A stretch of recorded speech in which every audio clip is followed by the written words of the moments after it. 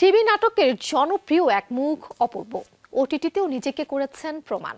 অবশেষে তিনি আসছেন সিনেমায়, তবে দেশে নয়, টালিগঞ্জে। সে খবর অজানা নয় কারো। সিনেমার নাম চালচিত্র। সম্প্রতি প্রকাশ পেয়েছে লুক পোস্টার। বড়দিনে উৎসবের রং বাড়িয়ে দিতে 20 ডিসেম্বর পশ্চিমবঙ্গে মুক্তি পাবে সিনেমাটি। 40% বেশি গ্লো, বিশ্বের 1 নম্বর গ্লো ক্রিম, নতুন গ্লো এন্ড লাভলি।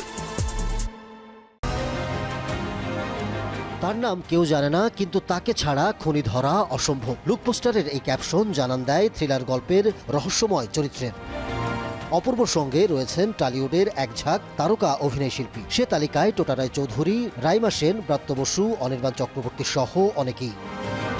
বলা যায় ঘটা করেই ওপারে অভিষেক হচ্ছে অপূর্বর। নাটকের সুবাদে যেখানে জনপ্রিয় তার নাম, উচ্ছ্বসিত তাই অভিনেতা। কষ্ট করে একটা করা কাজ ওটা মুক্তি পেতে যাচ্ছে, এটা একটা বিশাল আনন্দের ব্যাপার। এবং তার সাথে মানে এত বড় পরিসরে মুক্তি পেতে যাচ্ছে, এটাও আমার জন্য অনেক সম্মানের একটা বিষয় এবং অনেক এক্সাইটমেন্ট কাজ করছে। তো এবং আমার যারা দর্শক আছেন তারাও আসলে এই কাজের কথা আগে থেকে জানে, কারণ হচ্ছে যে এটা নিয়ে আসলে অনেক নিউজ হয়েছিল, তখন এটা নিয়ে কথাবার্তা হয়েছিল।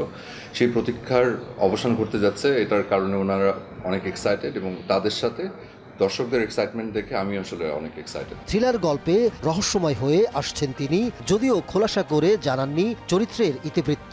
থ্রিলার গল্পে এটা আমি এই কথাটাই বারবার বলেছি যে একটু এদিক থেকে সেদিকে একটু বললেই অনেক কিছু রিভিল হয়ে যায়, যেহেতু আমাদের দর্শকরা অনেক বুদ্ধিমান এবং অনেক ছবি দেখেন। যারা মুভি লাভার তারা তো আসলে প্রচুর অভিজ্ঞতা তাদের বেশি, তো কিছুই বলা যাবে না এই কারণেই, কারণ বলতে গেলেই ধরা খাবো।